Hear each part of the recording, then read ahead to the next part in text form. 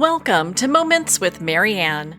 This is your host, Marianne Pastana, and we're here today with special guest, Tisha Marie Cain, who's here to share with us the Executive Wisdom Series, Bridging Worlds with Words. What if the words you use every day could reshape the way you lead, think, and navigate your life? Would you be willing to change them? Well, today, Tisha Marie Cain offers thoughtful insight into how intentional language and aligned mindset shifts can transform leadership and support meaningful personal growth.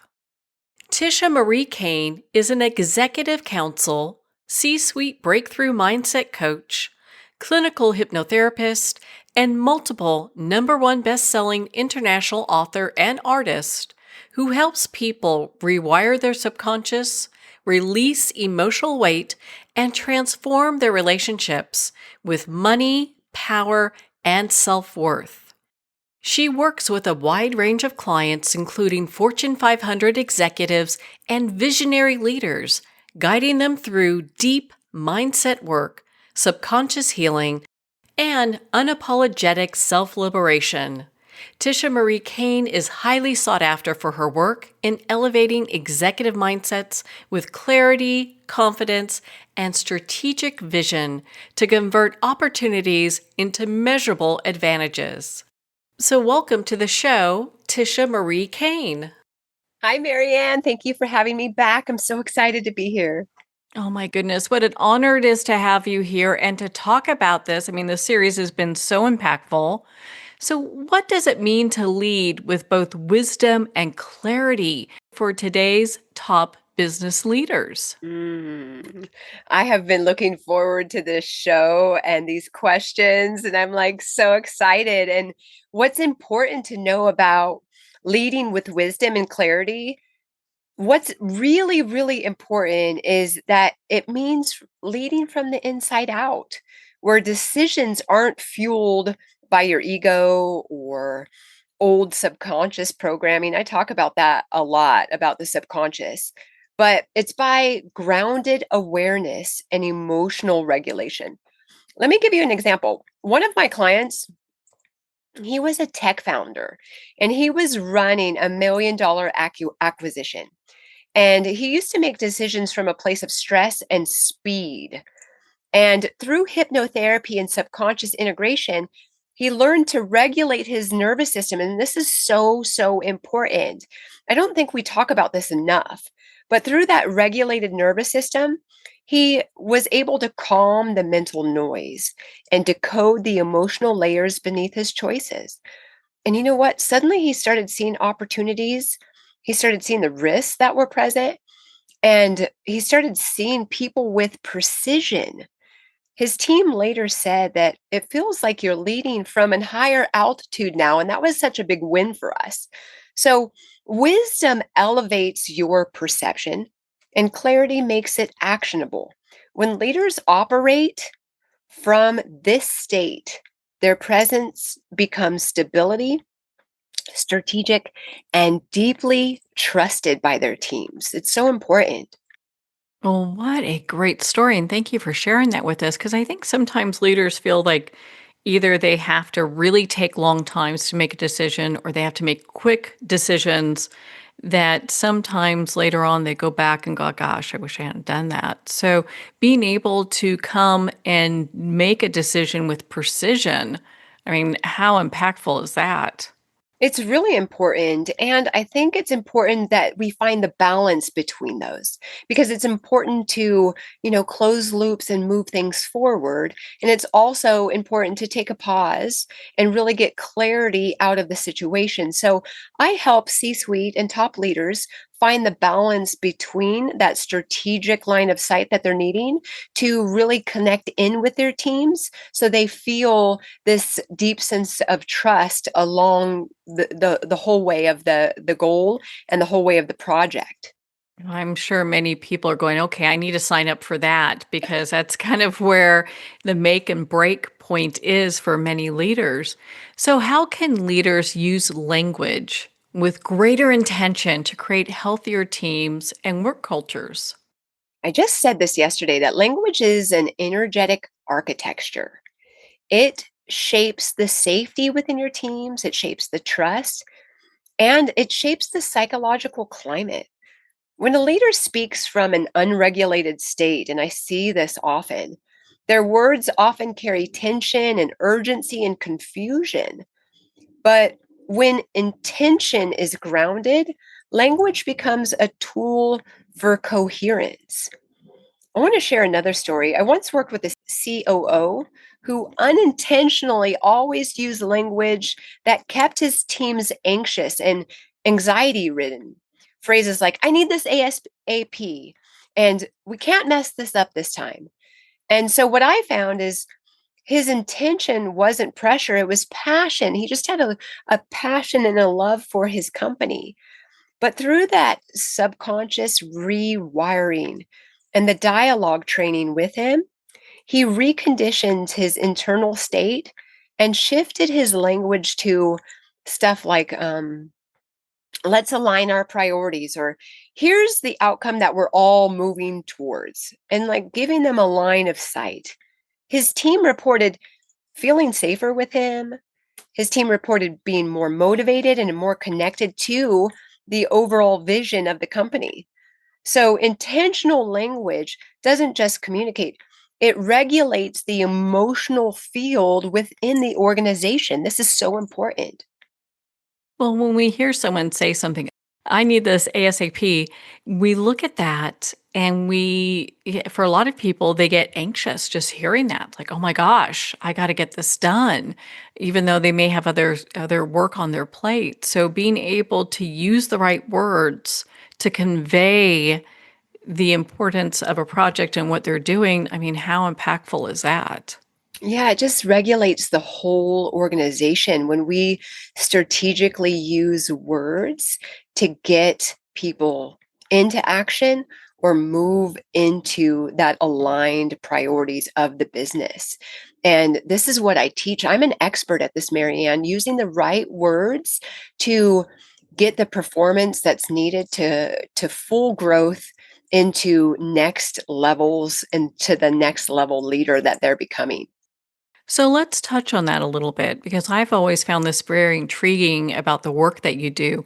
So, what inspired you to focus on the connection between this conscious language and executive leadership? Mm. Yeah, I began to see patterns a long time ago in my work with the high level leaders. Their challenges were rarely intellectual. These I work with the smartest people, Marianne, and most of the time they were emotional, they were subconscious, and they were identity based. And those deeper layers always revealed themselves through the language that they were using with me. A Fortune 500 VP once came to me because she felt stuck in her career. In her first session with me, she repeatedly said, I'm trying, I'm hoping, I'm pushing forward. And these words told me her subconscious identity was operating from effort instead of a real embodiment. After hypnotherapy and subconscious recalibration, she naturally shifted to I'm choosing, I'm creating, and now I'm leading. Her career accelerated rapidly by using the conscious language, not because she changed her strategy, but because she changed the language of her identity. And that was the turning point. And this is where we both realized that conscious language is the most important bridge between leadership and the subconscious mind. Well, I know we've talked about this secret piece that many top leaders use, and they either like to keep it secret because they don't want to share it with anybody, or because they think, oh, this might be considered woo-woo. But it's this hypnotherapy piece that so many leaders are getting in today because I think people realize if you can't control your thoughts and your perceptions, you're ruled by them. So you're either controlling them or they're controlling you. So who's going to drive the ship here? You are so right. And I teach leaders how to be extremely present and strategically place word by word in the sentence and take a pause and really identify how they want their language and their presence to be perceived across their cabinets, across their teams. And we get to do this together. And I love what I do. It's so fun. Yeah, it's such a great, just the work you do is so amazing. And I know you work with many A-listers because I've had a few of them reach out to me and C-suite leaders and top entrepreneurs. What helps them begin the process of returning to a more grounded, purpose-centered style of leadership? Mm. High achievers often drift from purpose because success pulls them into a constant output. They're always constantly needing to output. The return to grounded leadership begins when they reconnect with the subconscious patterns driving their behavior. And some of those are fear of failure, fear of being questioned, fear of slowing down. One of my clients, she was a serial entrepreneur. She lived in a state of constant performance, over and over and over performing. Her nervous system was trained to stay on. And through the trauma informed hypnotherapy that we used, she learned to shift into a grounded presence where silence and stillness and intuition became accessible again.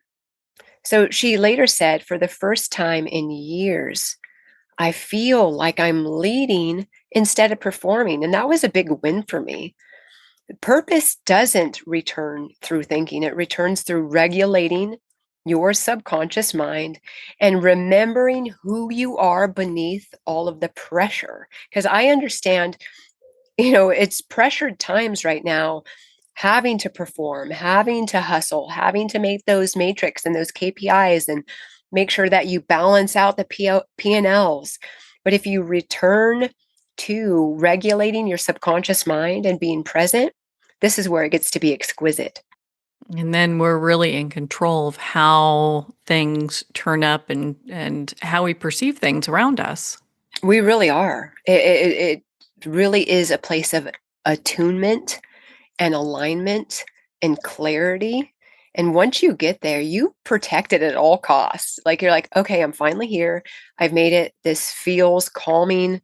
It feels nice. And so this now becomes your default once you get here. But it's that constant consistency, returning back to regulating your subconscious mind.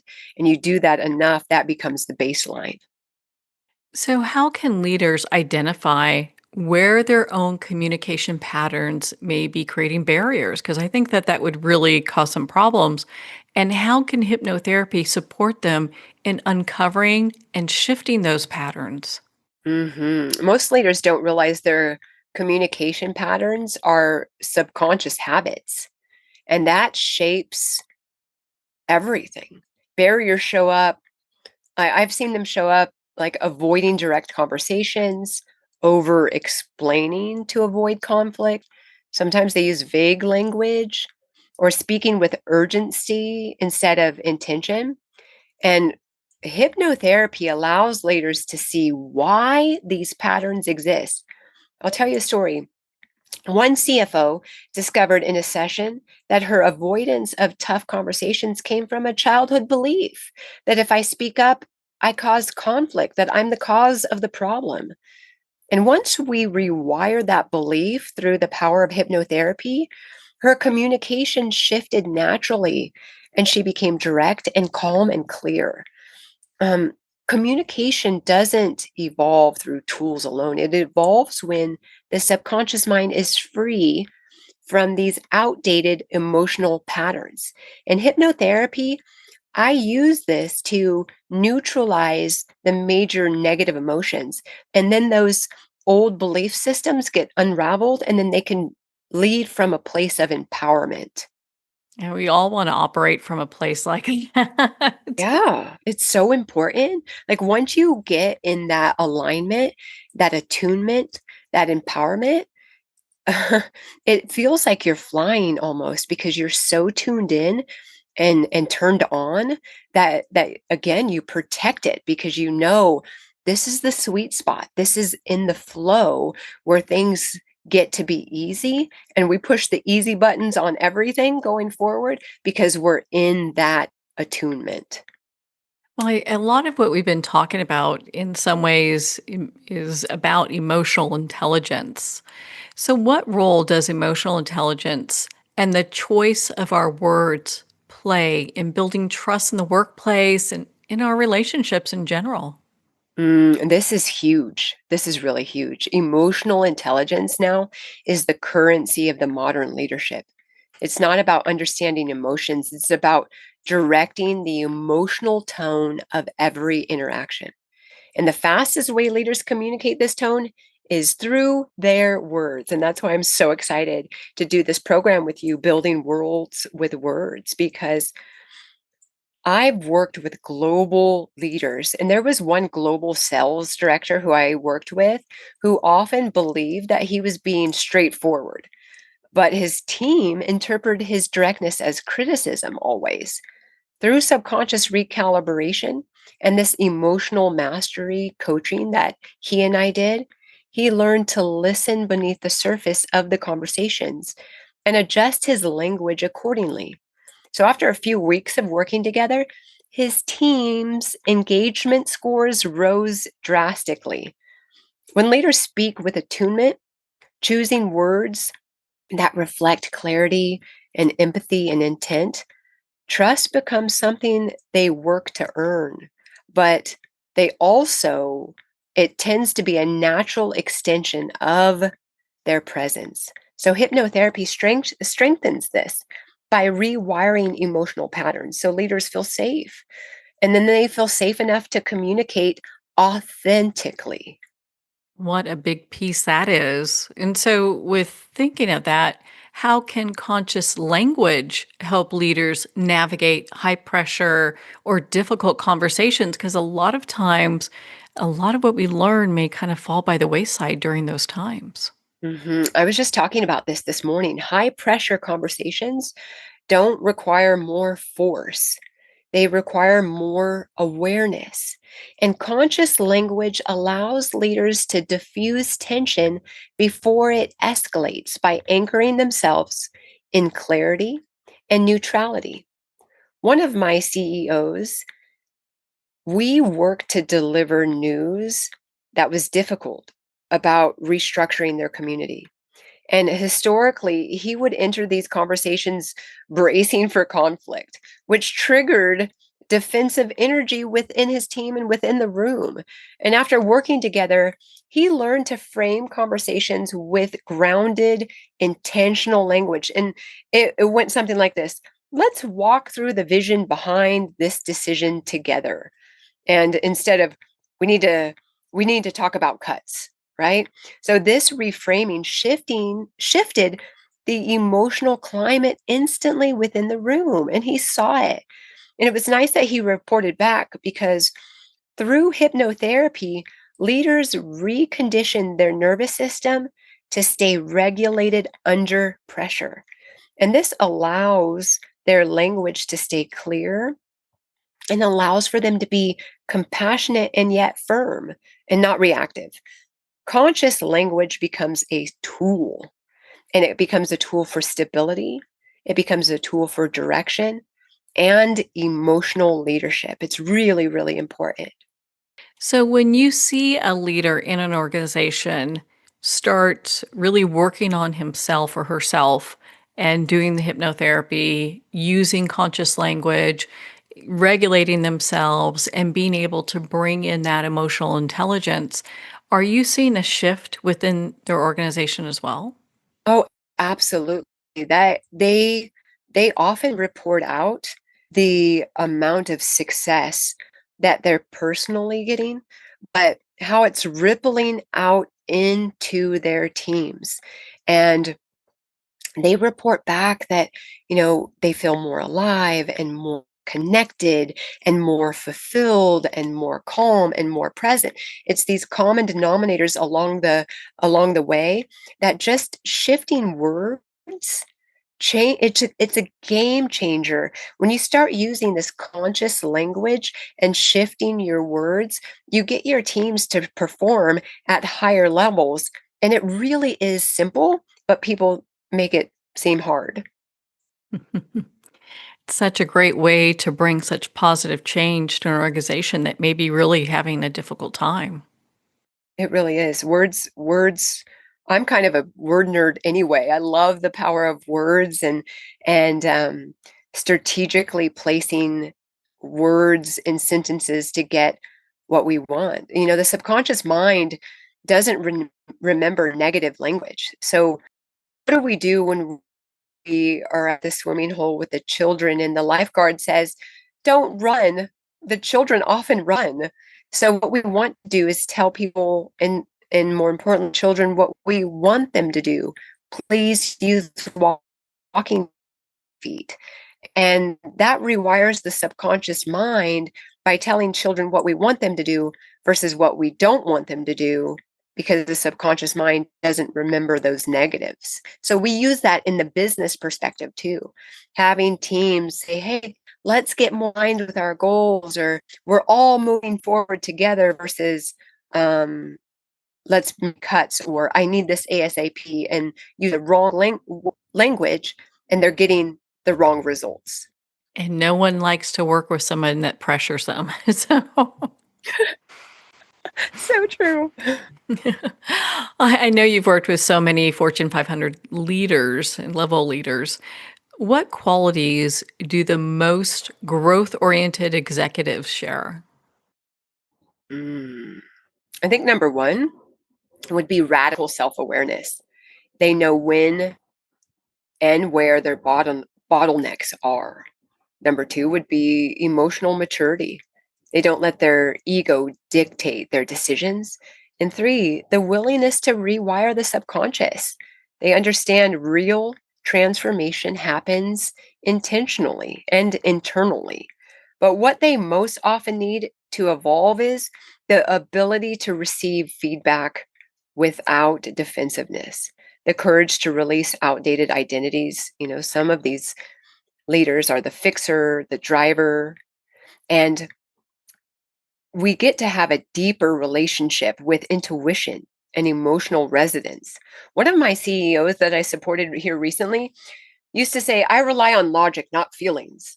But as soon as he became conscious that his subconscious needed work, he discovered that his suppressed emotional patterns were blocking his creativity and strategic vision. So once he allowed emotional intelligence into his leadership, his performance and his team synergy expanded dramatically. Is that the number one key thing that you see that leaders need to evolve? Well, those are the top three: self-awareness, maturity, and the willingness to rewire the subconscious. Because they don't really understand or comprehend where these blocks are. They just say that there's a problem and I don't know how to fix it. And so what I do is come in here from an expert, laser focused vision and look at the language they're already using to begin with. And we just shift out and shift in the proper words to be able to expand. I had one CEO, yeah, she would say, I have to go to work tomorrow. That wouldn't work. And I'm like, no, you get to go to work. And just shifting, I don't have to. You get to. Some people don't get to go to work for whatever reason. And so that reframed it in her mind to say, wow, in a state of gratitude and in blessing, I get to go to work tomorrow. And it was a profound shift. And it was a simple laser focus shift, but it really changed her life. I know we've talked about quite a few of these already, but what are some subtle communication habits that undermine a leader's authority or presence, and a lot of times without them even knowing about it? What comes to mind is I had a leader always say, does that make sense? So that using that filler reassurance, does that make sense? Or over apologizing, or speaking too quickly, or over explaining the decisions. I once worked with this brilliant vice president of operations who ended nearly every sentence with, if that's okay with you. And when we explored this in hypnotherapy, it traced back to his childhood conditioning around seeking permission. And once we rewired the root belief, his communication naturally became concise and empowered and direct. Authority isn't built through volume, it's built through energetic clarity. Conscious language, and this is what we're talking about today, conscious language helps leaders embody that clarity effortlessly. That's such a big piece. So, how can a leader become more aligned with their legacy values while guiding others through uncertainty? Yeah, and legacy is coming up huge these days. Legacy values are the principles you want to be remembered for, not just professionally, but energetically. Alignment begins when leaders stop performing leadership and start embodying it, like who they are being in the process. I remember during the pandemic, I worked with a founder whose company was undergoing massive disruption, and he kept saying, how do I keep the business together? How do I keep everything together through this? And when we shifted that question to how do I lead from my deepest values, his entire approach transformed. He became more transparent, more communicative, and human with his team. And as a result, the loyalty within his company strengthened, innovation increased, and the company survived the challenges during the pandemic that many competitors didn't at that time. And I have reason to believe it's because he started using conscious language and he was aligned with his legacy values. Everyone became the emotional anchor in the teams and in the business during that time to keep things regulated during times of uncertainty. So, what tools can leaders use to stay grounded and focused when facing rapid change? Grounded tools must work at the subconscious level because stress and burnout originate deep beneath the surface. I know this.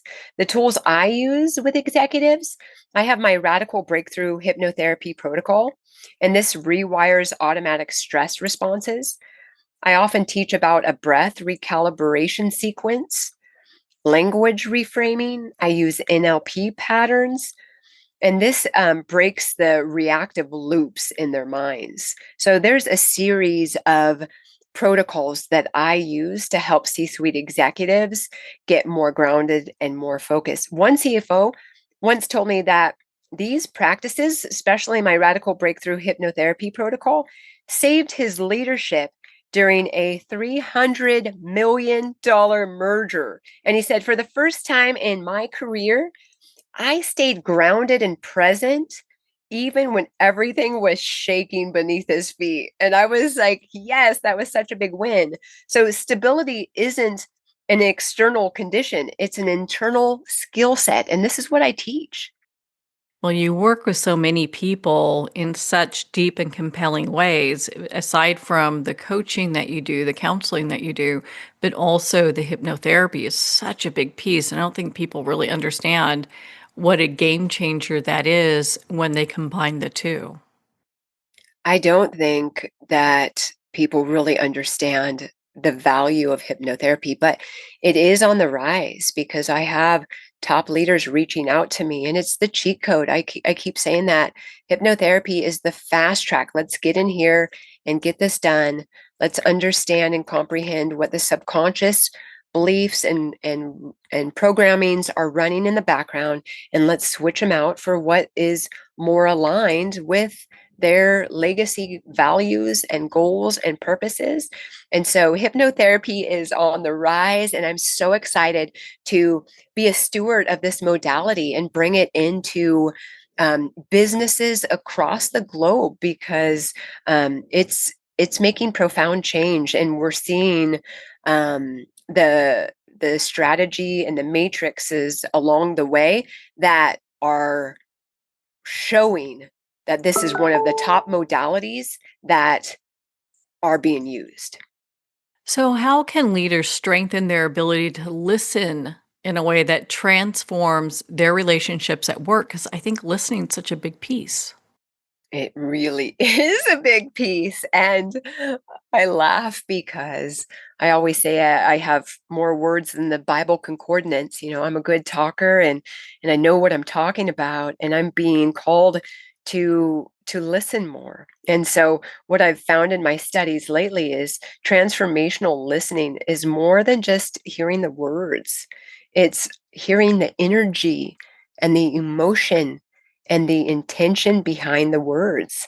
Leaders strengthen this skill when they learn to quiet the inner dialogue and release the urge to fix or defend, tune into what is not being said, and hold space instead of filling it. There's power in that pause.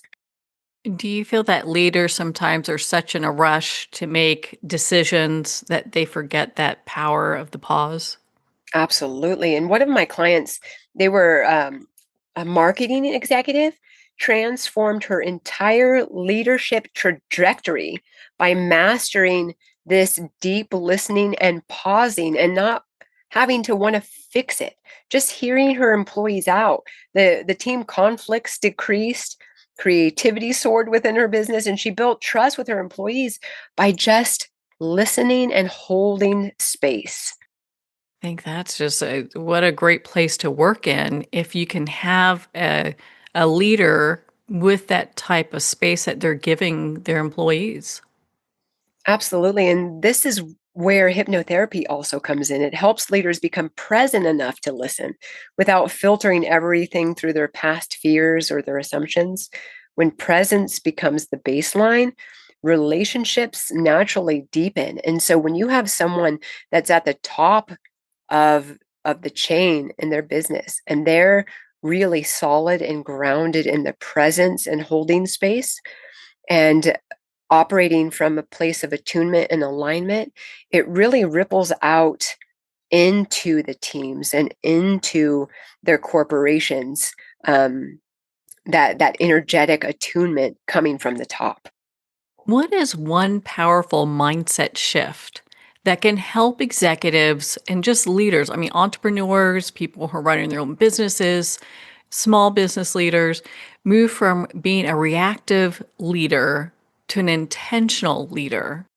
Ooh, I think the shift is this: I don't respond to circumstances, I respond from my identity. Reactive leaders, they operate from their nervous system. Intentional leaders operate from their values and their vision and their internal alignment. I have a healthcare executive I work with right now, and they would become reactive under pressure and snap at their team. And once we rewired his unconscious fear pattern, if I'm not in control, everything falls apart. He naturally shifted into being grounded intentionally. So he later said that leadership became easier once he stopped fighting himself. So intentional leadership is not willpower, it's subconscious alignment. I respond from my identity. And is it that leaders, a lot of times, because you can't really see what's happening if you've been having these life patterns that you're reliving over and over and over again. So you really need somebody outside to look in and say, these are the things that are going on. Let's take a look at this and maybe shift perspectives. Absolutely. In the coaching world, we say you can't see the picture when you're in the frame.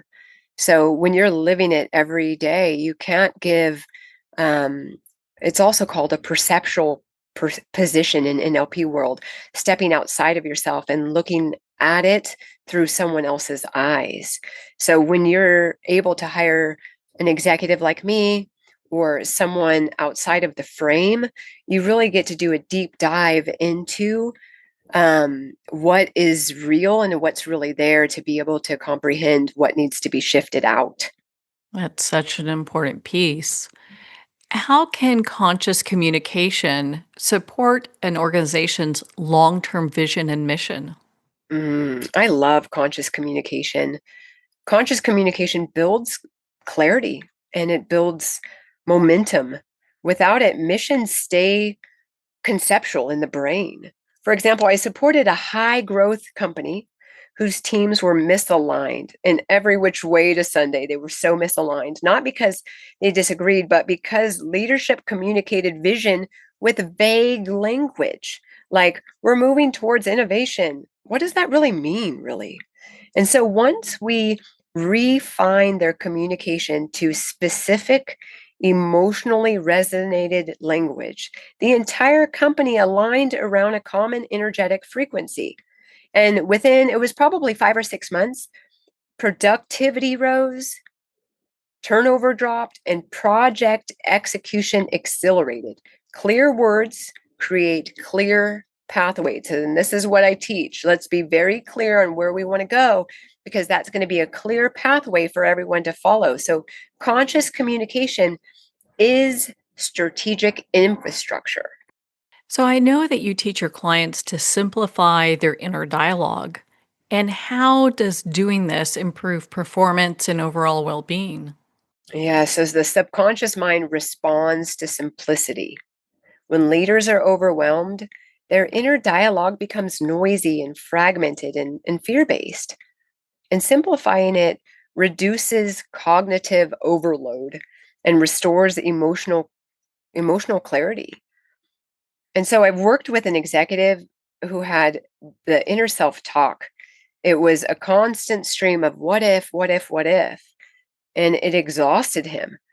When we simplified his internal language to three grounding cues like breathe, choose, and lead. So those were his grounding cues: breathe, choose, and lead. His stress levels dropped instantly, and his decision accuracy improved dramatically.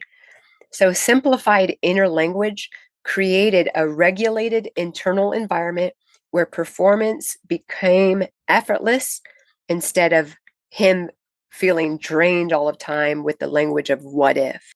Was that feeding into his inner dialogue of maybe worry and self doubt? Is that what that was coming from? Absolutely.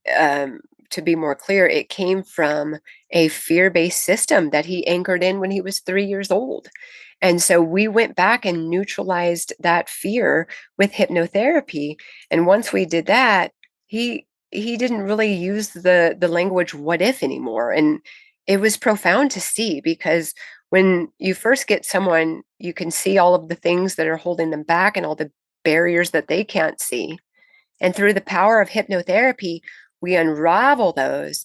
And I get to see how the language shifts and how the language moves in his line of sight and out of his line of sight to start creating worlds with the words that he wants to use. And I want to track this better, because I'm really seeing how things get shifted quickly with using the right words. That is just so empowering, coming to this place where you can make these shifts.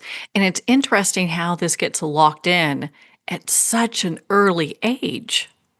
That is really interesting. And I've found through my work in hypnotherapy, the older the client, the longer the hypnotherapy session is, because we have to go back on the timeline and find out in their subconscious where they anchored it in. And sometimes um, it's when they're in their teens, and sometimes it's earlier. I had one client anchor in fear in the womb, and she could see herself in the womb. And it's so fascinating. And I love the work that I do because it transforms life. Just the awareness is the healing to help top leaders shift out and start building from a place of clarity once they have the awareness. It's so exquisite. As you're dealing with one major issue with somebody and that gets resolved in an appointment, let's say that they have something else that they need to do or deal with. How is that handled? Yes, I love it when we can. There are six major emotions: anger, sadness, fear, guilt, shame, not good enough. And when we go in together and strategically rewire the subconscious programming in their brain on these six major emotions, it really creates a launching pad for their life. They get the awareness that they need, They start leading from a place of empowerment and a place of clarity because of that awareness, because they now know why they did what they did or what they made meaning of. So the work that we continue to do together is so profound because they didn't have the awareness of the anchoring in of the major emotions in the subconscious brain before, and now they do. It sounds like it's really a journey. And for some people, while they get different layers of this removed, it could be like a lifelong journey because maybe something else shows up later down the road. It typically does, yes. If we neutralize anger, typically sadness creeps in. And Adler talks about this on the Gestalt theory. And we have Gestalts for all of our major emotions. And sometimes when we neutralize one, the other one becomes more present. So we just get to work together exclusively to go in and see what becomes present as they work through their leadership styles and they step into their next level leader and they become more embodied and more regulated. Anything that shows up, we can simply go in, neutralize that, clear out the barriers and the blocks, and just keep them moving forward. Well, I know that you're an expert mediator, a coach, hypnotherapist. I mean, you work with people at very high levels. So, what are some of the early signs that you see that a leader is out of alignment with their purpose or direction? Well, this week alone, it was chronic frustration. It was loss of creativity, constant overthinking. And when leaders feel misaligned, the fastest shift happens when they reconnect with subconscious truth. And this is the fastest shift. One of my clients, they're a luxury brand CEO.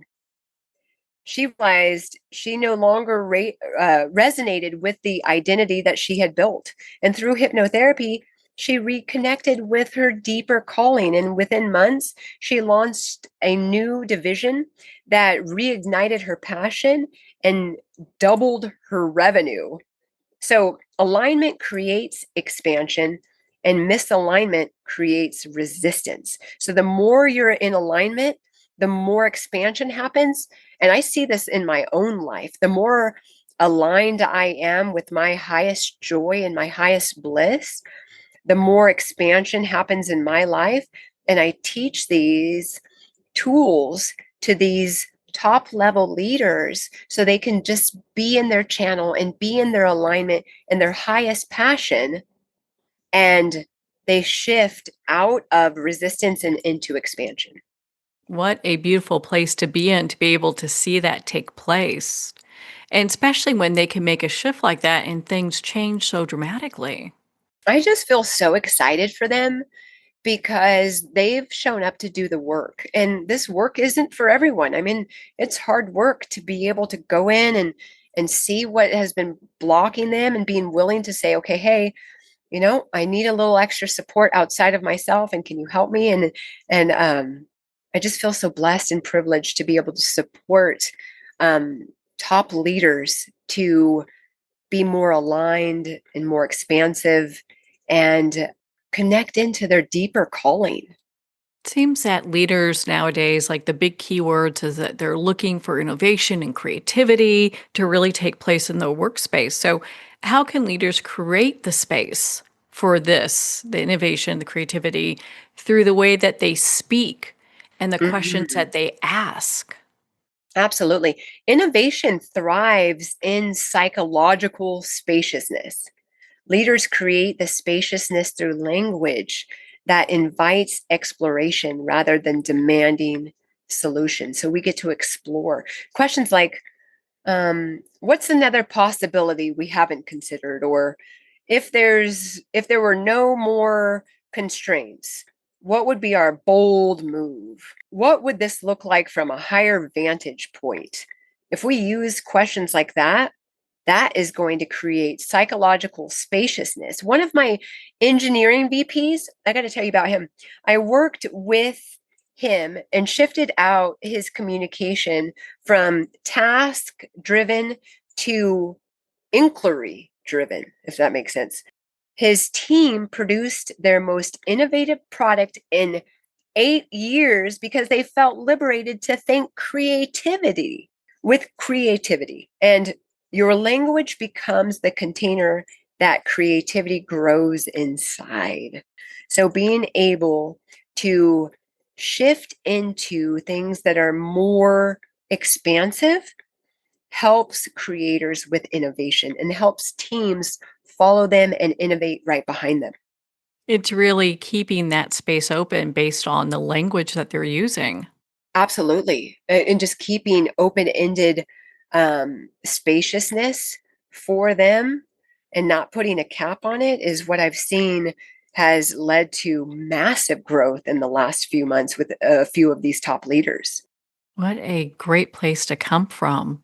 And so can executives use like these self-awareness practices to strengthen their resilience and clarity? Oh, absolutely. Self-awareness practices, these allow leaders to see their triggers, to see their patterns, to see their emotional states before those states take over.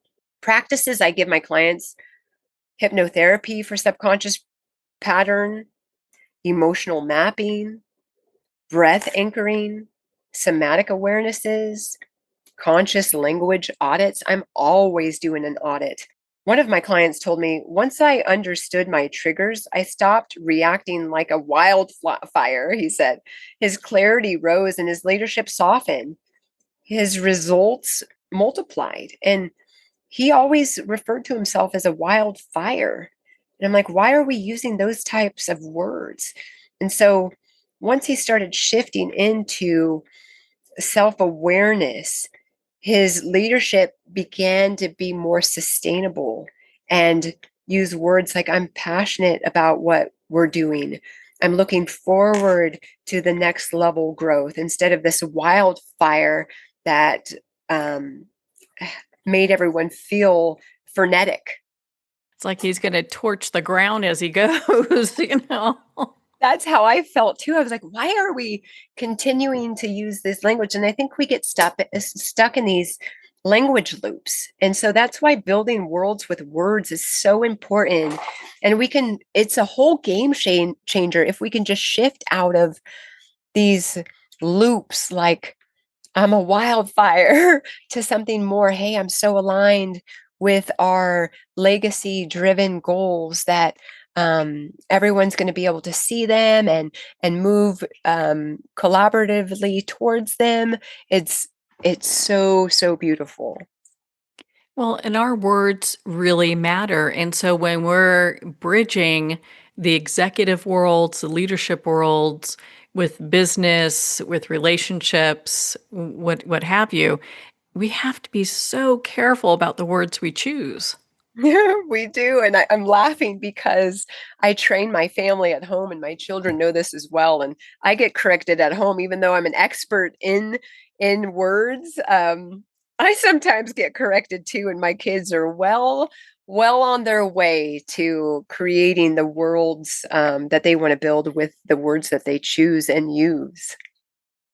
So, with that in mind, what are some practical exercises that leaders can use to elevate their tone and their impact in their communication? Mm. The biggest one, the power of the pause. A 3-second silence before responding. It just immediately puts you in a place of authority. I have also identity statements like, I am calm in the room. So say that before I even start the meeting, I'm calm. Vision framing, beginning conversations with outcome focused language. Emotional labeling is often a good one. What I hear underneath this is, so when you can feedback that to your employee, it's really good. And breath to voice regulation to smooth tone and cadence. One founder used these 4 practices before investing in the meeting that he was up against and secured funding he had been chasing for 2.5 years.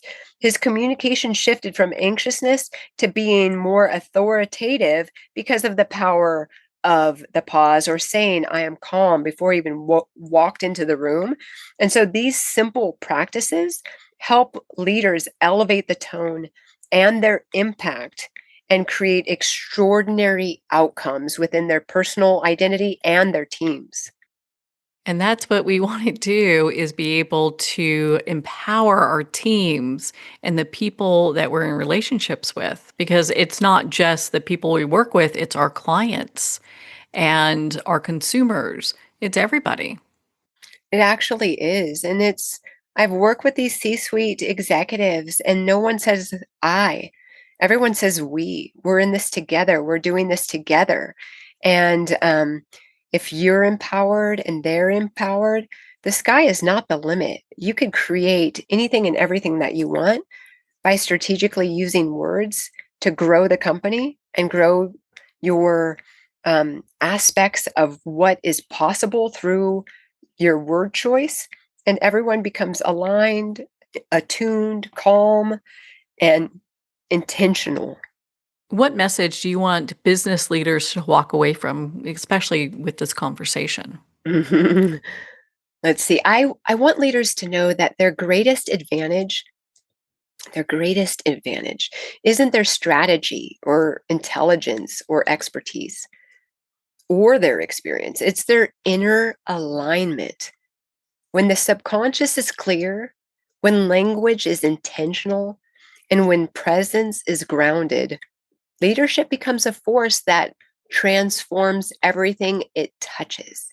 Your inner world is the blueprint for your outer results. And when you learn to master it, you don't just lead, but you lead differently. And this is what I want top leaders to know. Now, do people have to be there in order to do a hypnotherapy session with you? Because I know you work with people all over the world. Right. I am a global executive, so we can do this via Zoom, and energy transcends through these devices, which is so great. And I'm finding better results sometimes when someone is comfortable on their sofa and laying down with their own blanket and their own space. So being able to do it via Zoom has been transformative, just as being in the office personal with me. So there's many options we could do, and I'm available to help wherever I can. Well, Tisha Marie, where can people go to connect with you, to sign up for a hypnotherapy appointment, or to book a counseling session with you? Thank you so much. Yes, I am here to serve, and I'm here to impact millions. So if you want to build more worlds with your words, I invite you to go to my website. It's www.tishamariecain.com, and you can schedule an appointment there today and be able to get on my calendar. And I'd love to be able to work with you. Tisha Marie Cain, thank you so much for taking the time to be on the show with us here today. Thank you again, Marianne. Well, thank you, Tisha Marie. It's been such an honor to spend this time with you and to talk about the Executive Wisdom Series, Bridging Worlds with Words. Make sure to visit tishamariecain.com for more information on her work and to be part of her community and, of course, her legal service, cainslegalsupport.com. Well, we're at the end of our time today. I'd like to thank everyone for tuning in. You've been listening to Moments with Marianne, where we make every moment count.